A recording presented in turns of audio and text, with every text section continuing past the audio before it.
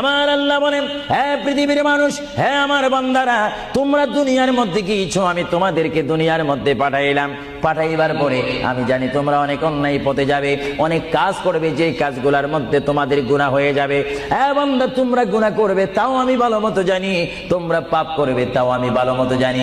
বান্দারে, পাপ করার পরে, গুনাহ করার পরে একাই কি মসজিদের মধ্যে তোমরা কেঁদেছো, রব্বানা যালামনা, বলেন রব্বানা যালামনা আনফুসানা ওয়া ইল্লাম তাগফির লানা ওয়া তুরহামনা লানাকুনান্না মিনাল খাসিরিন বলে বলে মসজিদে কেঁদেছো, আসরের নামাজ পড়ে কেঁদেছো, যোহরের নামাজ পড়ে কেঁদেছো, মাগরিবের পড়ে কেঁদেছো, এশার নামাজ পড়ে কেঁদেছো।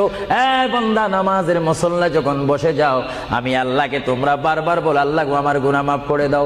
তারপরও আমি তোমাদের গুনাহ মাফ করে নেই। তারপরও তোমরা নিশি রাত্রে, মানুষ যখন ঘুমে যায়, তোমার বিবি যখন ঘুম যায়, তোমার ছেলে যখন